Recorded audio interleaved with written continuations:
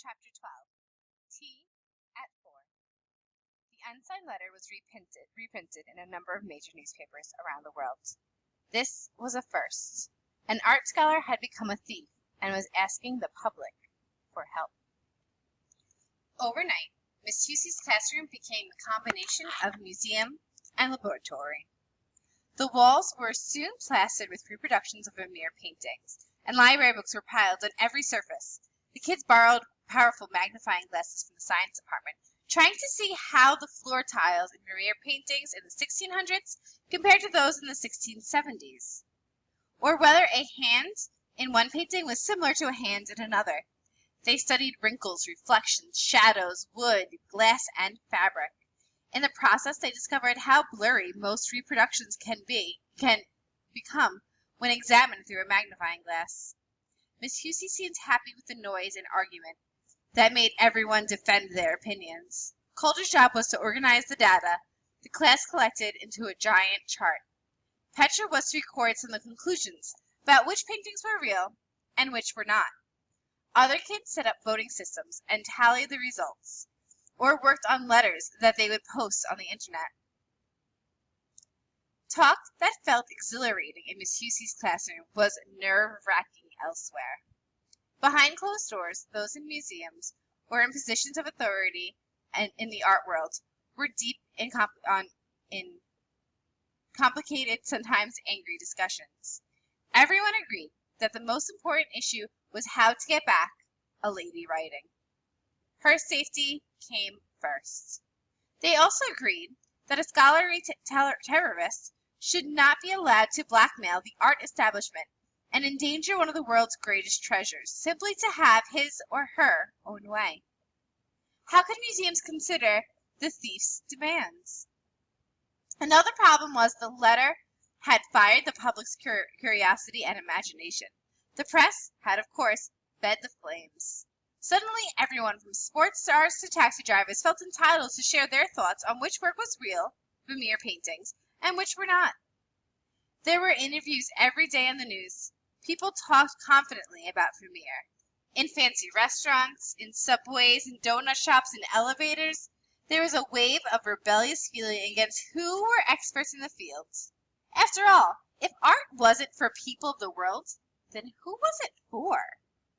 And as a thief, as Lena pointed out, wasn't one set of eyes as good as any others? What did an education and a fancy degree have to do with seeing? The letters that swept over the internet were adding up to the thousands. So keep in mind, we spoke a lot about what art is, and this is exactly what this thief is kind of challenging is. Who can say what is art and who can say what's valuable? Who says who belongs to what it means to be an art expert. So keep that in mind as we continue. Many were siding with the opinions of the thief. Some even forgave him or her in the interest of truth, feeling that the thief had a very important mission and that he would have pleased Vermeer himself. On the day her class voted on the attribution of each of the 35 paintings, Miss Husey was oddly quiet. The majority of the sixth graders sided with the thief, concluding that Vermeer's early and late works were indeed suspicious. Impatient to know what Miss Husey thought, Coulter asked his teacher the question she usually answered them. Well, do you agree? He thought she'd be pleased. We'll see, Miss Husey said, in a flat grown-up tone. It wasn't like her at all. As she turned away, Coulter thought she looked frightened. Several long weeks had gone by since Miss Sharp had invited Coulter and Petra to tea. In that time, a lady writing had vanished. She was gone, but she was everywhere. She was still Petra and Coulter's secret, but she was now a familiar face to thousands of others. Miss Sharp had left a message for Coulter at Powell's. He and his friend were expected for tea on Monday, November 22nd. As they walked slowly towards the house, the kids agreed that Miss Sharp was a good person to be seeing. If she liked both Fort and Vermeer, she might have some insights from the thief. Coulter noticed the top of Miss Sharp's head, just the crest Folger noticed the top of Miss Sharp's head, just the crescent of a tidy white bun in one window. It was getting dark outside, and the lighted interior looked like a painting. Through the wobble of the old glass, they could see the edge of the geographer over the sofa, a fan of rosy lighting on the ceiling, a lace curtain, and then abruptly, as if in response to their curiosity, a hand reached up and released the blinds. "Calder, something funny here?" "What do you mean?" Before Petra could answer, Miss Sharp opened the door. "So you're the one woman who has my book. Hurry up, you're letting the cold air." "We're having tea in the kitchen. I hate any kind of mess, so that is where we will eat." Miss Sharp does not sound particularly nice. Miss Sharp ignored Petra's murmured comments about how nice the house was, saying only, "Watch your step and don't touch anything." Calder was thinking to himself that Miss Sharp was rude. For someone who was so proper, it seemed odd. She had barely said hello. The kitchen walls were decorated with Delft tile, and the plates in the glass cabinets were also blue and white. An old wooden table filled the middle of the room. Its surface, worn with age, glowed in a buttery yellow. The chairs were large and heavy, and had a lion's head carved to the tops of the back. It was on the table sat a tray with a teapot, cups, and saucers, and a plate with tiny chocolate cakes. There were embroidered napkins in the center of the table. In the earthenware jug was a bunch of red tulips. "Why, it's Vermeer's world!" Petra was now touching the tile on the counter, running her fingers over the goblet of the cobalt glaze with obvious delight. "Sit down, both of you. You're not here to admire things." Miss Sharp's voice was true to her name. Perhaps realizing how harsh she sounded, she went on for a softer tone. "We're here to talk about Charles Fort. This young man tells me you picked up my copy of Low at Powell's, but don't say anything until you've finished eating." Calder and Petra sat down and sipped obediently on the tea, served in cups so thin that you could see the shadow of your fingers on the other side of the china. Calder's swallowing made a loud noise in the silence. Petra wanted to giggle, but instead choked on her cake and had to wash it down with a scalding gulp of Earl Grey tea. "So, Charles Fort, what do you two make of him?"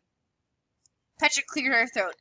He believes in figuring out the truth, no matter what anybody else says. Calder and I like that. I mean, he's such a fearless thinker." "Yes." Miss Sharp was looking at Petra with it so intensely that it was uncomfortable. Petra looked over to Calder for help. "Calder and I have been pretty inspired by his way of seeing things. It seems like most people aren't brave enough to question the things the way that Fort did." "Yes, his ideas have meant a great deal to me." Miss Sharp looked coldly at her teacup, as if it had spoken to her instead. It occurred to Petra that maybe the old woman had said more than she'd meant to, but before Petra could think up an appropriate response, Calder blurted out, "Then why did you get rid of the book?" As soon as he'd spoken, he knew he made a mistake.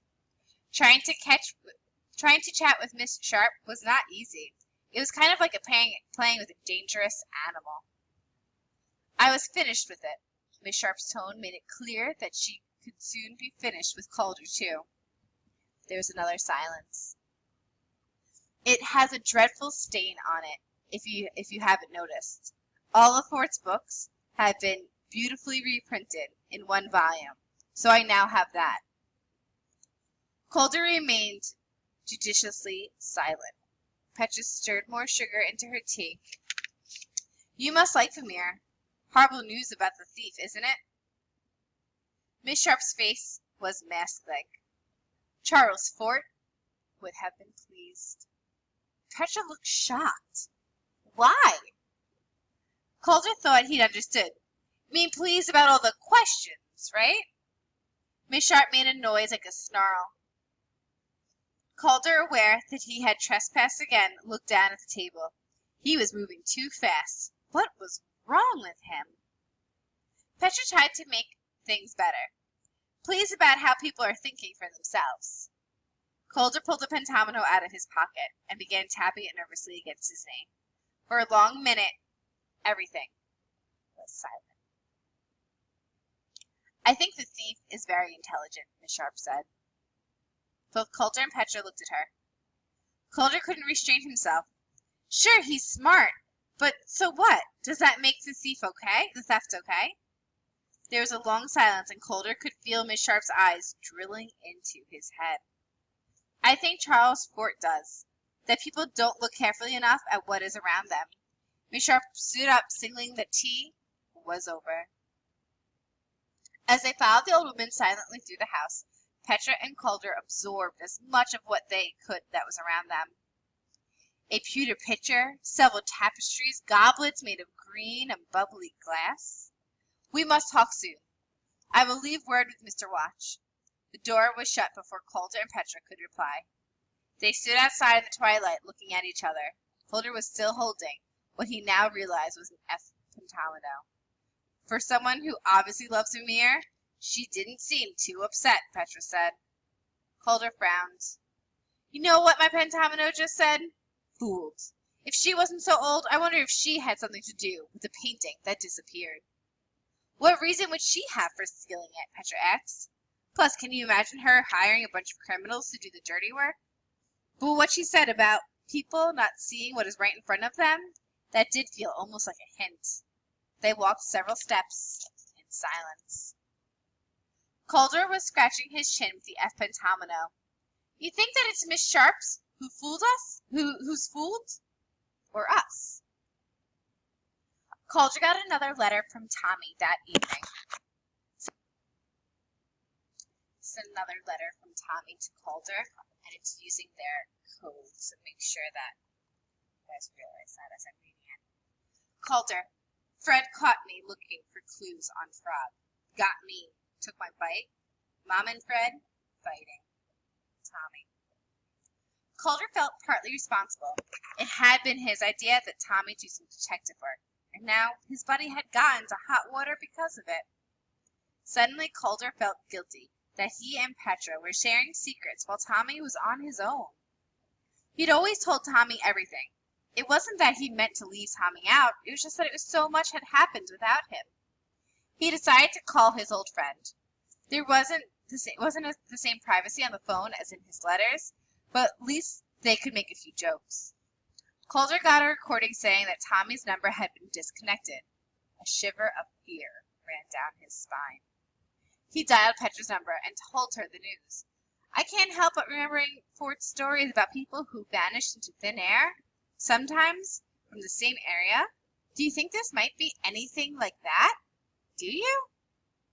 Petra's voice was subdued. "No, but guess what? My dad just left on a business trip, and he wouldn't tell my mom where he was going. He wasn't mad or anything, but he couldn't tell her right away. He hasn't been acting like himself at all lately. He kind of disappeared too." Both were silent for a moment. Calder was the first to speak. "Got the Vermeer notebook?" "Of course." "Can you add something about our tea with Miss Sharp, or maybe even Tommy's letter, and the disconnected phone, and your dad's mysterious trip? You know, the way writing things down sometimes makes stuff clearer." "Good idea. Come over, okay?" Before Calder got there, Petra looked at their last entry in the notebook. It said, "Unknown. Do objects and people repeat because Vermeer painted them at home?" Then she remembered. They'd been wondering if the woman who kept turning up in Vermeer's paintings were his family, surrounded by everyday stuff in their lives. Absent-mindedly, Petra underlined, "Objects and people repeat." People repeat. Who was the woman in A Lady Writing? Suddenly, it all felt so sad. Not only the theft, but the thought that the woman didn't have a name. Unknown. She was hidden somewhere in the dark, in danger and alone. Petra shut her eyes. As the first tear rolled down her cheek, she could suddenly picture the woman looking at her, her earrings shimmering in the clear light. "Don't worry," she seemed to be saying. "I remember you, and I'm right here." Petra opened her eyes and sat up straight. She blew her nose. "But where are you?" she asked silently.